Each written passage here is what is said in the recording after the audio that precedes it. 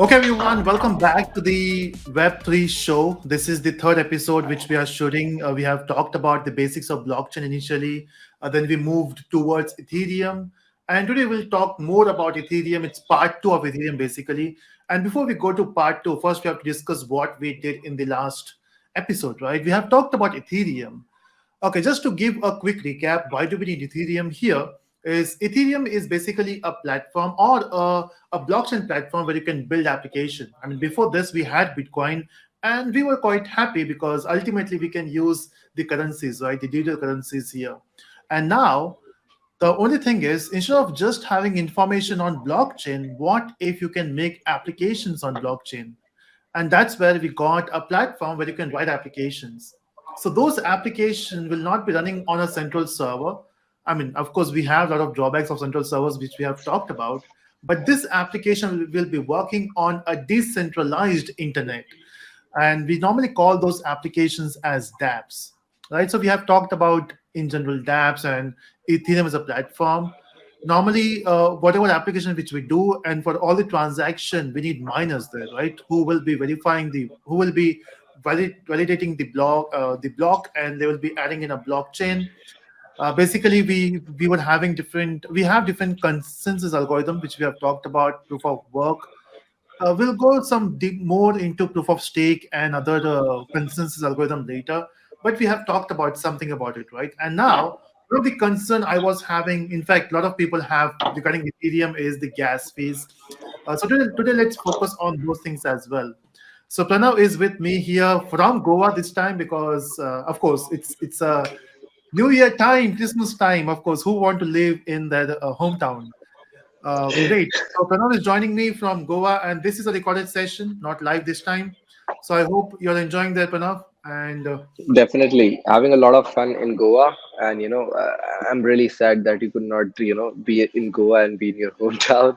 But yeah, it's very, it's very mellow in here, and the sun is shining. I'm sitting in my t-shirt, and a lot of beach vibes. oh, Not very Decemberish. It's like Bangalore in March or something like that. Very nice weather, and a lot of awesome developments happening in the Ethereum ecosystem right now. Jack Dorsey just left Twitter, right, to yeah, start talking about Bitcoin full time, which is great for Web3 in general because that gives a lot of validation for all these people, big people, understanding Web3, trying to talk about it. Although he has a very negative stance about Web3, but I think in the future, there are chances that he will eventually understand. This is how it actually works, right? In when web was not existing, people used to just say that okay, web is just a scam, don't get into it, it is not the future and things like that. Eventually people who pivoted to web and understood the values were all the junkies.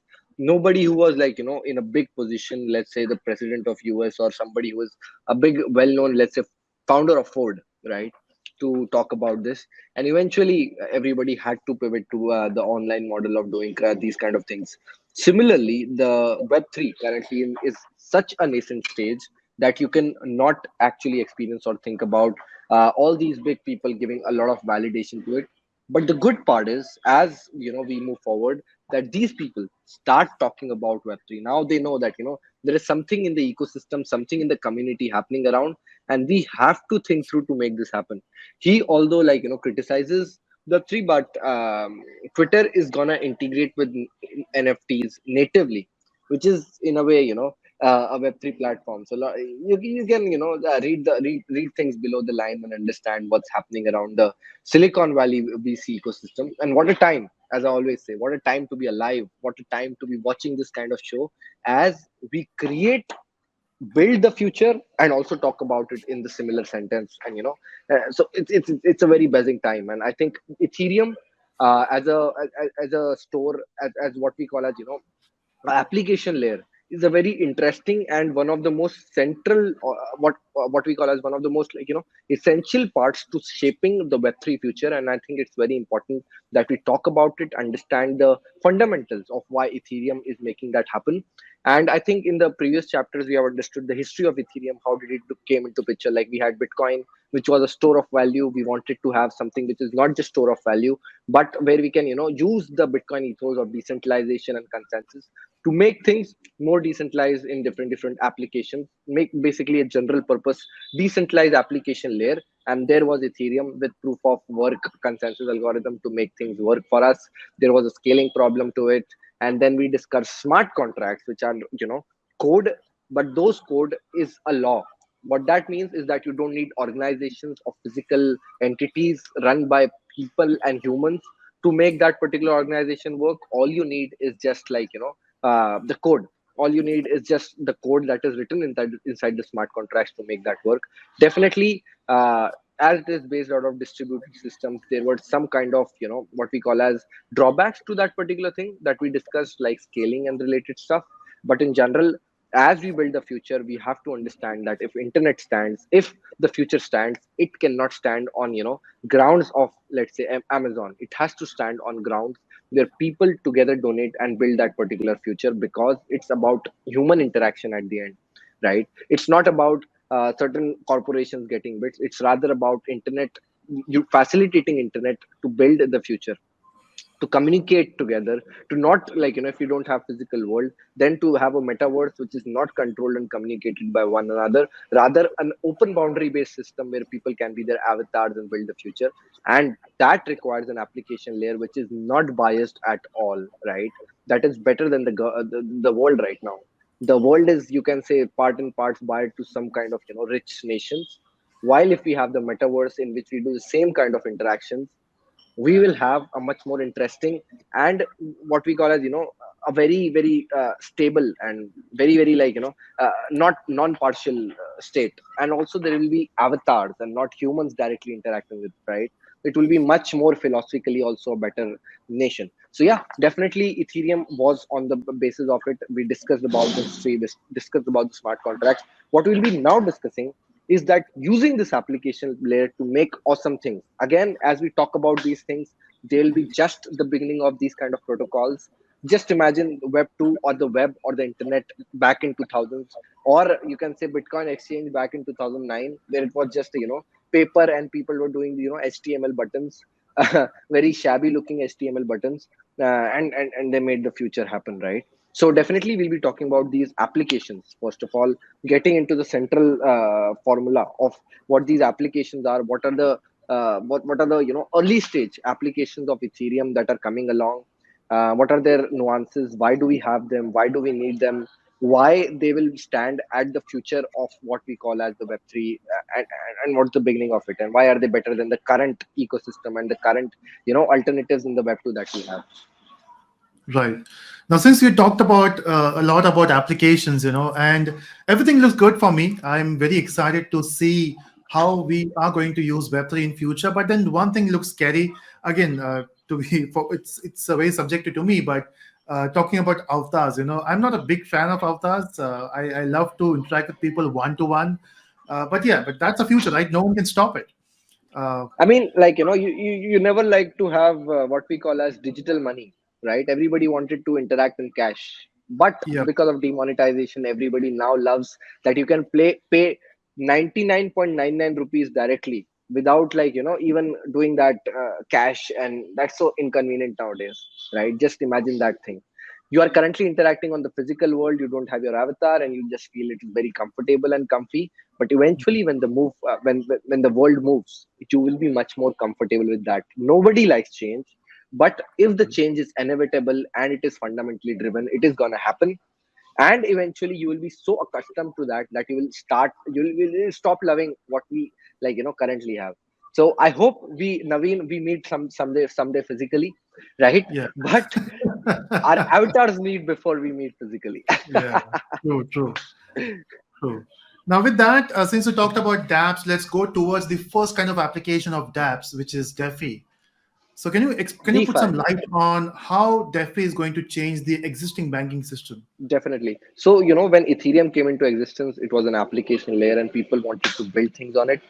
The best and the most important part of the future of internet, which is Ethereum right now, what it had, what internet didn't have in Web 2, was its own native asset currency to, deal with it, to tackle things around it, right? Which is the biggest problem in the if you want to, like, add money to your current application ecosystem that you have, How do you do that? That's not possible, right? That's not something that you can achieve. You'll always have to have, external payment gateways to have that INR, which is physical, to make that thing happen, which is not something that we can sustain for the future.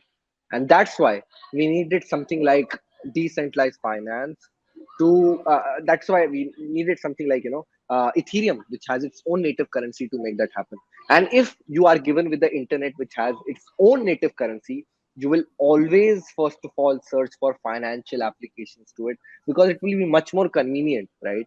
Just imagine a system in which you had to like externally bring the money and start interacting with it, versus the current ecosystem of Ethereum, in which you don't have to have payment gateways and all those unpleasant scenarios, but the platform has its own currency, has its own digital transaction of assets. And that's why the first and the most pronounced application of Ethereum that came into existence was decentralized finance, right? Eventually, as again, one more reason why decentralized finance was the first application is that because humans are all about it's not wrong to say that I read that book, Psychology of Money, right? Money. Humans that are driven through a lot of what we call as value creation, and that means money. So whenever we are given something, what we first of all understand is the finance to that, and then move towards the social layer and things like that. That's why when internet also came into existence, the first thing after information sharing was the payments and related stuff. Similarly, in the Ethereum ecosystem, decentralized finance, because of the human nature of creating application in the financial ecosystem, was that decentralized finance. What is DeFi? Simple answer is everything you see in financial world: banking, stocks, centralized exchanges, all of them being happening on the blockchain space in a decentralized way.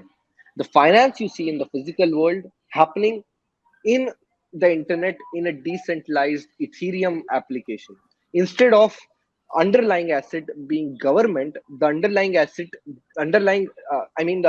layer being government controlling everything, you have the underlying government being Ethereum to controlling everything, right? Instead of constitutional laws being formed to do these to have these kind of, let's say, banks, or have these kind of SEBI and all these kind of things, you rather have solidity code through similar kind of things.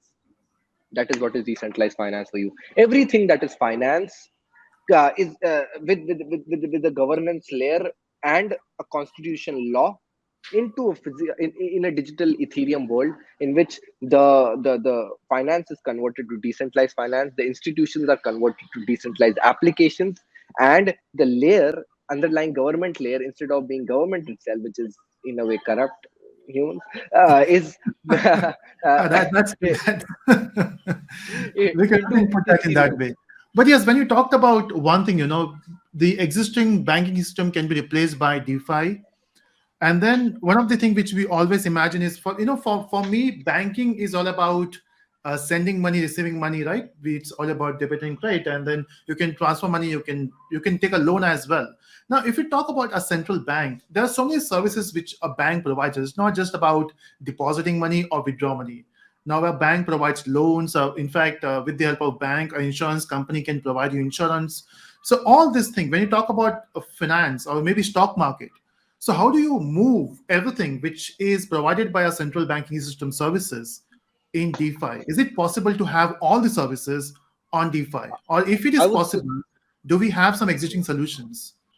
I would say what we have in the current ecosystem was the toughest, because it was not possible only.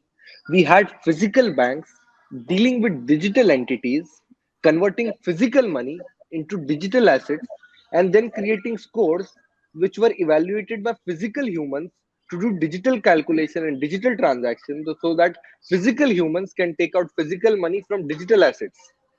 Right. It was so haphazard. It was like, we going from digital to from physical to digital, and then digital to physical, then physical to digital, then digital to physical. There was a lot of governance, there was a lot of what we call as mismanagement, creating lots and lots of problems in the current banking ecosystem. The reason why decentralized finance came into existence was there was a lot of inefficiency in the physical format of banking.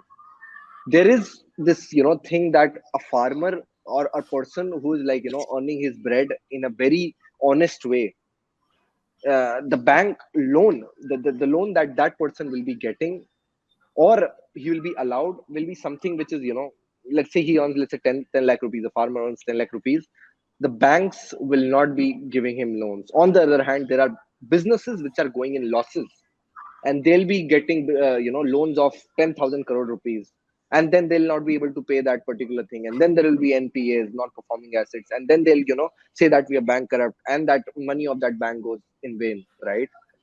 Single person earning his bread, giving his income tax, and not being allowed to get loans, just because of a judgment of a single person in the in the ecosystem, versus a bank, versus a person who is doing so many fraudulent activities making this happen, shows that the banking ecosystem, because of human and physical involvement in it, is first of all very much corrupt.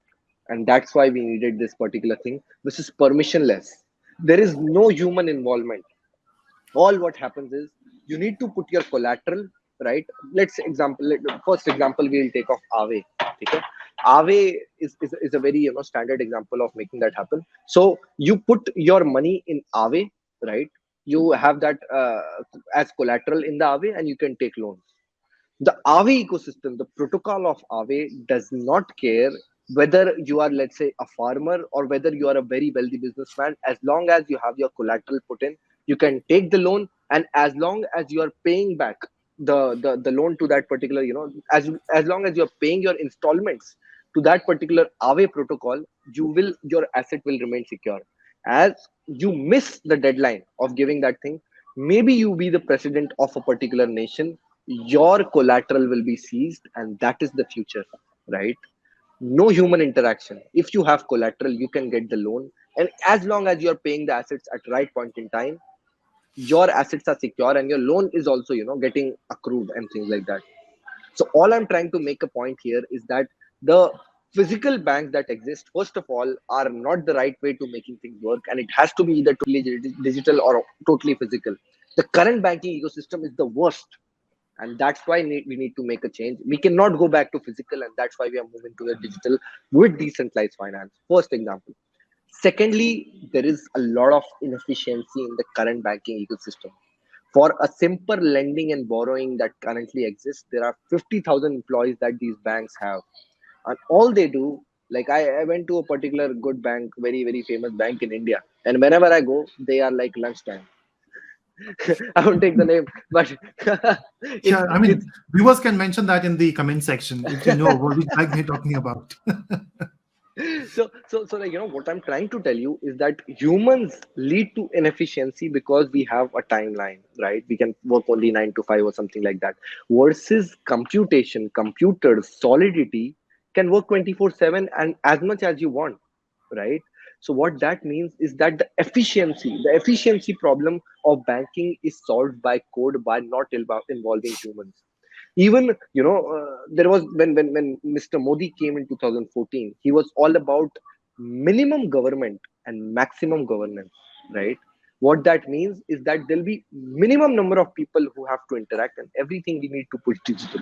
He was all about the blockchain ecosystem. He was all about making that happen, and that's why we have this new paradigm of decentralized finance being coming into picture. Second problem, as I told you, is inefficiency. And how is that solved by decentralized finance? You don't need humans, you don't need banks. All you need is a custodial wallet and assets. You go on the protocol, interact with it. Solidity, which acts as a governance or a code, make sure that collaterals are safe, and they give you the loan. You pay the installment, you get the loan. You don't pay, you're gone. Right. Simple as hell, right? You don't need anything else. All you need is the power of code and the governance and underlying, which is Ethereum, to making that happen. And that's why DeFi is becoming such a big boom. If I can just share a small, just a second. If I just share, a small statistics, you can just see right now. We'll be discussing a little more, right? But just see the amount of money locked in decentralized finance since since its existence. It's like $100 billion of money is currently locked in the decentralized finance ecosystem. And mind you, it is just 2 years old, right? If there is so much value creation in this, that is the reason why there is so much, like, adoption of this particular technology. And as I told you, it is all based out of fundamentals. There are lots and lots of problems of banks, right? Lending borrowing is one of the things that currently exist, right, in the banking ecosystem. And it has a lot of inefficiencies. Like, as I told you, I was talking to Naveen about this, that let's say there are two people, and they one for one particular people the bank is biased, for other it is not.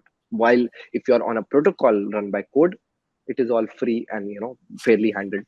And how some examples of that would be: go ahead and interact with Aave. All you do is have a collateral. You just put it as, all you do, let's say you want USDC as a loan.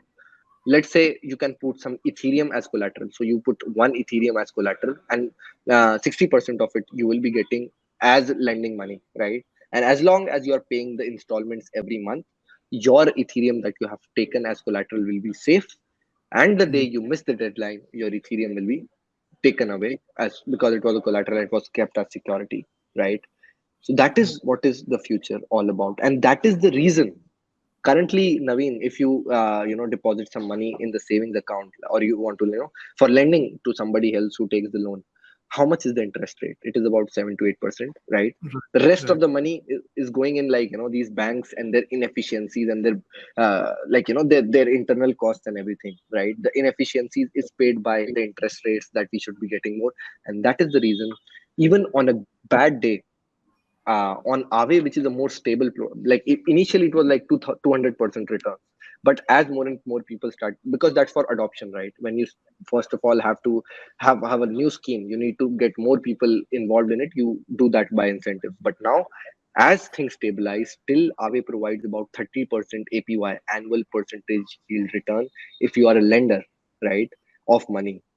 And that's not because that crypto is a hype, or we are doing scams every day. It is because that we have cut all the inefficiencies that existed in the banking ecosystem, right? Right. And that is the reason we are able to talk and build the future without people, and just run by code with an underlying asset being Ethereum. Awesome. So now that gives a lot of light on the finance, and I can see a lot of things will be happening soon. The way you mentioned, you can put Ethereum as a collateral for USDC. The same thing can be done with the house documents, right? We can give house documents for a loan, and that makes sense now. Now with Right. this, let's move to some Just exciting topic. Yeah. Yes, One, man. one one more interesting part could be, like, you have a land in the digital world metaverse, sandbox or something. You put that as collateral in the bank and get the money. It's all gonna be digital. It's so much, like, much more. And one more thing, one more interesting thing that came out of why decentralized finance is coming in the future is because there is DeFi Legos. What that means is that, let's say, currently, if you have, let's talk about exchanges, right? We have discussed about lending and borrowing, and we have Aave in that. We'll be discussing DeFi as a whole in a new chapter, in a new topic even more. But right now, if I talk about lending and borrowing, that similarly there are DEXs, decentralized exchanges, right? Anybody can put their assets there, do some exchanges and things like that. Can that happen in the physical world? Can Reliance be converted to DMart? Any of their shares? The answer is no, right? Because there are 100 procedures involved in it. Why? Because of the problem of interoperability. One bank you go, you can take the credit, something like that. The other bank you go, your credit changes. One bank you do the KYC, other bank there is no KYC, you have to again KYC there. One bank you go, there are certain kind of loyalty points you get to that, and those loyalty points cannot be used in another bank. Why? Because they are not interoperable. Axis Bank and ICICI are different entities. They are competitors of one another, right? Right. All they want to do is take your money, put them in lending, and earn through their inefficiency manners. And by that I mean all the banks, right? And that is the biggest problem in the decentralized finance world. You can use the, for example, you lend, let's say you put your Ethereum as collateral, you get ETH Aave as, as a security. You can use that ETH Aave to put inside the curve finance, and just put that, so that even if you have lend, that does not mean that your money is just there and you're sitting as capitally inefficient. You can use that token, put that in curve, to become a LP. You'll talk about that when we talk about decentralized finance. But you can become a LP there, right? become an LP and get some tokens from there and use that again to, do the full circle of it. And using that, you can earn even more. So what I'm trying to tell you is that all the protocols in the decentralized finance ecosystem are interoperable and have the base layer as only Ethereum. It does not mean your bank is in India or your bank is in, US, Wells Fargo or as ICICI, right? What matters is that you have a collateral that exists on Ethereum and you can do interoperable transactions without any human involvement, which is such a big revolution. And that's why DeFi is booming like anything. There are talks that many big companies, I don't want to take names and make people FOMO, but are looking to divest their treasuries. And by that I mean, top four and all these people divest their treasuries and look for decentralized finance as one of the alternatives to invest their big treasuries, small amounts. Such a big thing, right? Because of the inefficiency cuts. Right. Now, since you talk about LP, let's put some more light on that. What exactly LP Right. is? So LP is a liquidity provider, right? If you are in an exchange, on a centralized exchange, right, and you want to share, let's say, you want a share of Reliance, okay? So it is always available. Why? Because there are market makers to making that share happen for you guys, right? While on a decentralized exchange like Uniswap, that's not happening because there are no market makers, right? There are definitely in DYDX, there are market makers through that. We're not gonna go there. We're gonna talk about the AMM part of the Uniswap exchange, right? So you don't have market makers, right? So you need these liquidity providers to act as market makers so that whenever you want to exchange a token with another token, you can do that through these market makers, right? So LP would be, let's say you want to, on Uniswap, there is a ETH to USDC, like, transaction, that conversion that can happen. We need, instead of market makers, there'll be a LP, which has a position in ETH and a position in USDC inside a decentralized exchange, right? So using that particular position that he has, your particular trade can happen.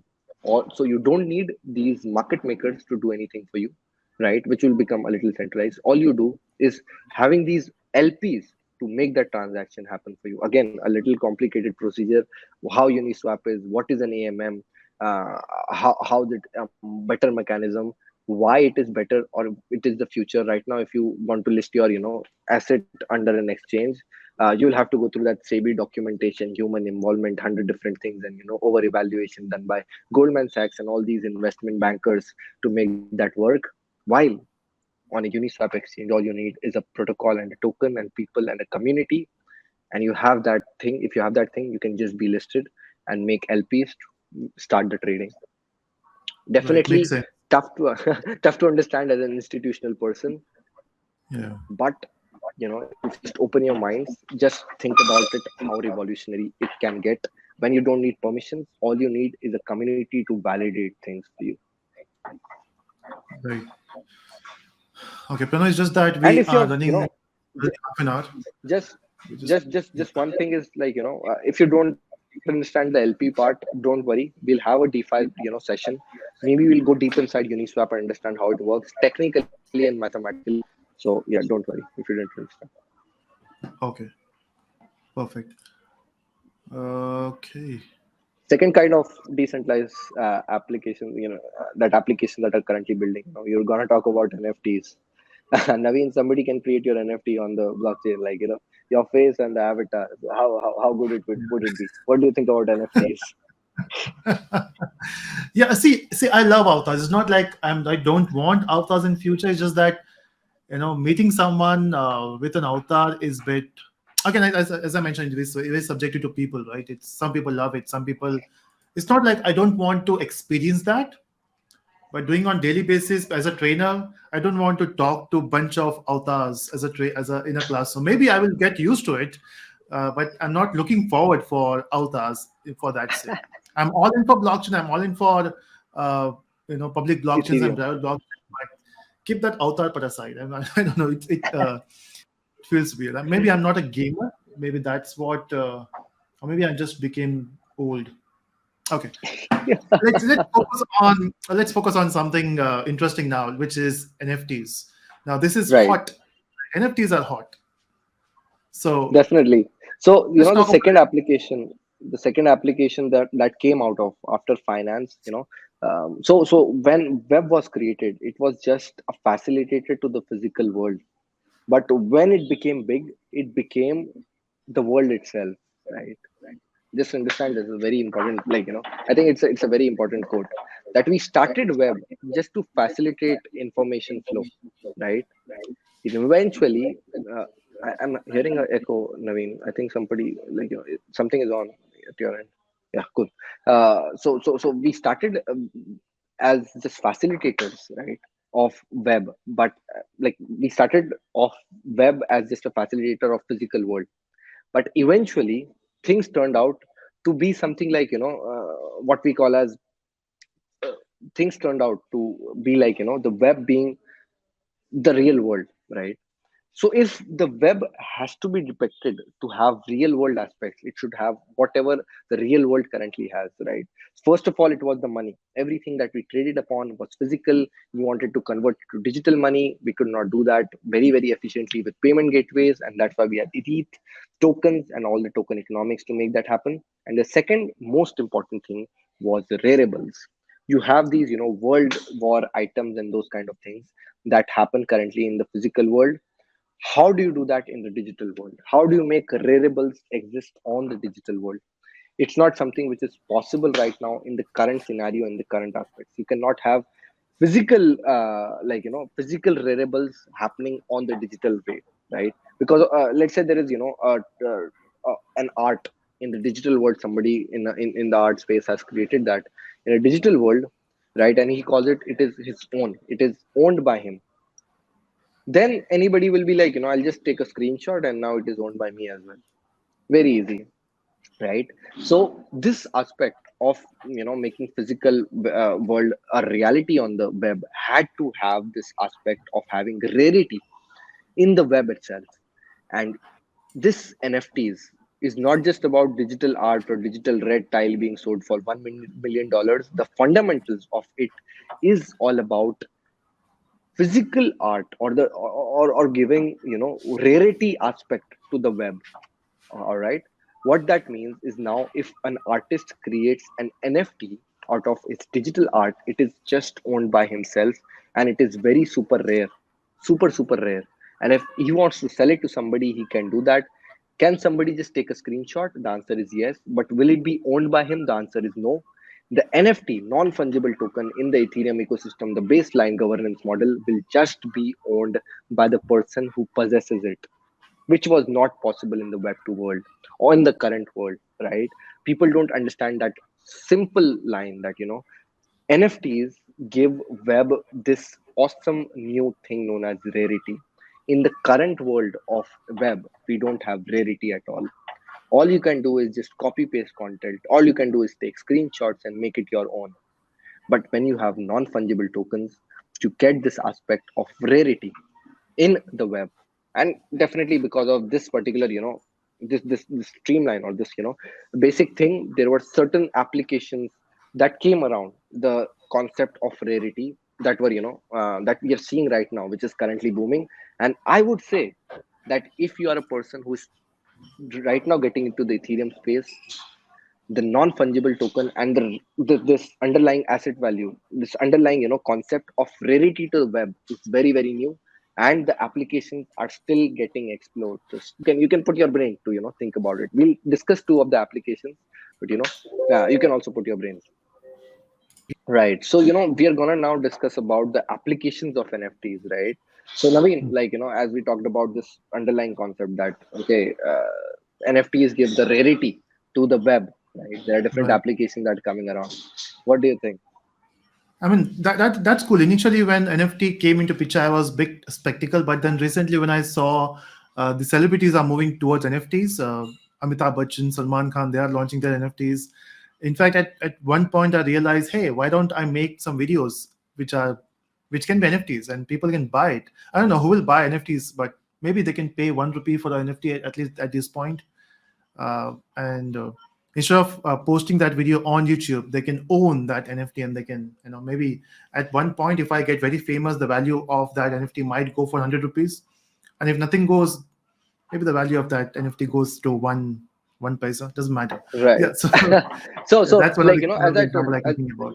yeah, this is again very important. And as I talked to you, like NFTs give rarity to the web, right? There are different applications that are coming around. What you talked about was like, this concept of digital ownership and applying them to something like digital art or like, digital videos or digital content, Mhm. right? And you can own that. For example, if there is this, there was this person who was an African guy who had this, this thing coming around. Like, okay, you can do this so simply, this, right? That person creating a video, not on YouTube, which is giving you no value, rather creating it as an NFT, where if somebody thinks that is a lot of value and it is creating the meme culture of the next big future, people can buy it, right, and own it as a digital thing. They could make it on their own, right? And that's why it is so powerful, right? So the first application was content getting digital, and we could see examples like CryptoPunks coming into picture. We could see like these avatars and animations coming into picture. And that's why that was the first beginning. And currently there are, let's say, OpenSea and these kind of applications which you can trade your NFTs and buy NFTs and things like that. That was the first application of making NFTs a possible reality. The second was utility. For example, music, right? People create music and they don't get anything out of it. All they do is get featured in let's say films, and that if that film gets famous, if the song gets famous, they can do shows and on through that, which is a very not so likable factor to making that happen, right? All you could do now with Audius as a Web3 decentralized application is have that thing be created, the music being created, and now start selling, instead of just doing it for free, start doing it as an NFT, and somebody could own it. Somebody if likes a particular song and he wants the original copy of it as a digital reel, right? He can own it and he can actually claim that. And that is the next big thing. We own NFTs, we own digital physical art to just boast that okay, this is the original piece that I have. And if you can do that thing on the digital web as well, is as good as the physical web. That's why the people who say I can just take a screenshot, they are wrong, because now you can own certain art pieces, you can now own certain music albums, and that is happening with NFTs. As I talk to you, it is a booming field, it is coming into picture, and there are lots and lots of aspects that are still underexplored. So if you're getting in, get in through NFTs. It can be the next big thing. Thank me later. Right. Maybe I should buy one NFT just to experience how it goes. Nice. Definitely. So as we talked about this, the last part, which is as I talked to you, right? The first thing is we talk about finance as humans, then we get into the variable part of things, and eventually at the last, we move towards something like social space. Like social space is the last thing that comes in, but it is the most important thing because communication happens through that. Currently, like when internet was also created, social media was the last to come. Instagram, Facebook, all these things came along. Similarly, in the web, now we need the Web3, now we need social aspects, right? The login with Ethereum is one such aspect. Now you'll see people logging in through Ethereum instead of logging in through their Gmail accounts, which is the first thing to making that social aspect happen. But eventually, instead of your WhatsApp, you will be interacting with something which will have a Web3, belonging to that, and the underlying asset would be the same as, and it will have much more benefits. For example, you can also have decentralized finance with that, on through that also, have an NFT stored. For example, if you have a chat which is very funny, you want to create a joke or a meme out of it, you can do that directly with the NFT, because that social token, that social application will have its own connection to Ethereum as the underlying governance model, right? Lot of things coming, lot of exciting things coming. Just this is just the start. As I told you, as we talked about in every starting of every Web3 show, that what a time to be alive, right? There are 100 applications soon to explode. All you need to do is take in the right bets, understand the fundamentals, and you should be good, right? We just talked about these three applications. There are 100 more applications, but these three are the paradigms of currently making decentralized applications, Dapps, something, right? So if you go on a hackathon, these three can be your what we call as playbooks. Okay, I can do something in decentralized finance. I can do something in inside the decentralized finance. I can go to options and make something in options, like options aggregator. I can go on NFTs. I can make something like a music streaming thing which is created into NFT, what TikTok is doing or what Chingari is doing. I can go to a social aspect, create something like WhatsApp which has NFT chat integrated in that, right? So a lot of exciting things you can do. This is just the Right. beginning. This is just the start. What an exciting time to be alive. Just go ahead and explore, buy the fundamentals. Awesome. And one more thing, everyone, is not just about experiencing all these tools; it's about creating the tools as well. Now, we are programmers. We are building new world, right? So try to be a contributor to this community. Try to be a developer and build applications. And for sure, if not today, in future, people will be using your applications, or maybe people will get inspired by what you made, and they will build something better. I mean, that's how world works. So yeah, so that's awesome. So thank you so much, Pranav, for this amazing session on episode 2 on Ethereum, basically the third episode for the show. And what's the plan for the next episode? Next episode, we'll be covering something like, the current problems that exist in Ethereum, right? And some of the solutions that are coming along, like scaling Ethereum and things like that. We'll discuss a very technical phenomenon known as blockchain trilemma and try to solve that as well. So yeah, very exciting times coming. Really excited for this. Sorry we missed one of the episodes last week because I was on a much more Yeah. vacation thing. Next week, I'm getting back to work for you guys. So yeah, Oh, that's awesome. So maybe next week we'll go live. I mean, sure. next year, we can say. Yeah, cool. So thank you so much, everyone, for watching. See you in the next episode. And make sure that if you enjoy and if you want something more from this episode, come in the comment section, mention that because we'll go through your comments and we'll improve what is needed. And also, there are a lot of other episodes are coming. So make sure that you subscribe so that you will get notification. Make sure that you press the bell icon. That's very important. So bye bye, everyone. Thank you so much. Thank you, Pranav. Enjoy your New Year in Goa. Thank Bye you. Bye. bye.